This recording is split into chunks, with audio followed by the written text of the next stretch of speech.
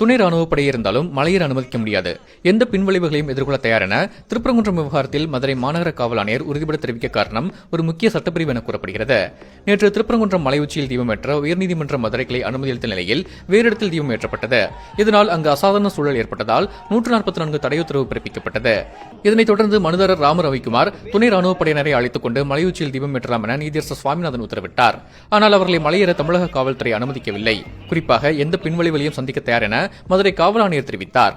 நீதிமன்ற உத்தரவையும் தாண்டி அவர் இவ்வாறு தெரிவித்ததன் பின்னணியில் புதிய சட்டம் ஒன்று இருப்பது தற்போது தெரியவந்துள்ளது. சமீபத்தில் அறிமுகப்படுத்தப்பட்ட BNSS சட்டத்தின் 163வது பிரிவின் கீழ் பொது ஒழுங்கிற்கு தீங்கு விளைவிப்பதை தடுக்க, மனித உயிர்களுக்கு ஆபத்து ஏற்படுவதை தடுக்க இச்சட்டத்தை மாவட்ட மாஜிஸ்ட்ரேட் அதாவது மாவட்ட ஆட்சியர் அமல்படுத்த முடியும். அதன்படி திருப்பரங்குன்றத்தில் கலவரம் ஏற்படும் சூழல் நிலவியதால் 163 பிரிவு சட்டத்தை மதுரை மாவட்ட ஆட்சியர் அமல்படுத்தியிருந்தார். அதனைத் தொடர்ந்தே துணை ராணுவப் படையினரும் அவர்களுடன் வந்தவர்களும் மலையேற அனுமதிக்கப்படவில்லை. இறுதியாக மலையடிவாரத்தில் தீபம் ஏற்றிவிட்டு இந்த அமைப்பினர் கலைந்து சென்றிருக்கின்றனர்.